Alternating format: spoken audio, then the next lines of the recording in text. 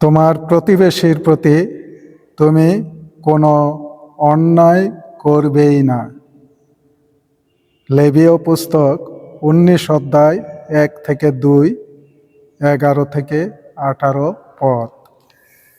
ভগবান মোশিকে এই কথা বললেন, তুমি এবার ইসরায়েলীয় জনমণ্ডলীর সকলকে এই কথা বলো, তোমরা পবিত্র হও, কেননা এই আমি তোমাদের আপন ঈশ্বর ভগবান, যিনি আমি নিজেই যে পবিত্র।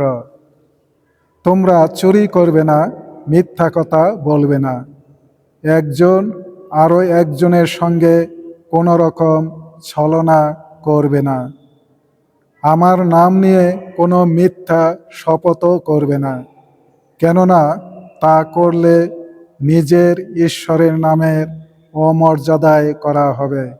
আমি ভগবান। তুমি তোমার প্রতিবেশীকে কোনোভাবেই শোষণ করবে না, আর কোনো কিছু হরণও করবে না। কারো দিন মজুরি পরের দিন সকাল পর্যন্ত নিজের কাছে আটকে রাখবে না। বধির কোনো মানুষকে কখনো গালমন্দ করবে না। অন্ধের চলার পথে কোনো বাধাও রাখবে না।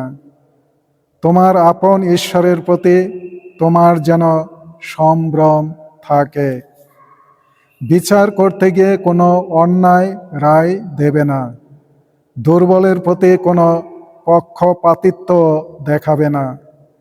গণ্যমান্য কারো কাছে নতি স্বীকারও করবে না। ন্যায্যভাবে তোমার প্রতিবেশীর বিচার করবে।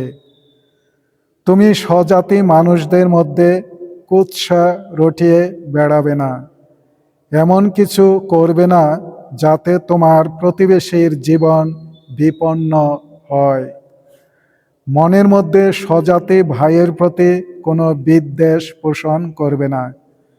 প্রতিবেশী কোনো অন্যায় করলে তাকে উচিত তিরস্কার করবে, তাহলে তার অপরাধের জন্যে তুমি নিজে দায়ী হবে না। কখনো প্রতিশোধ নেবে না। স্বজাতি মানুষদের উপর কোনো আক্রোশ রাখবে না। তোমার প্রতিবেশীকে তুমি নিজের মতোই ভালোবাসবে।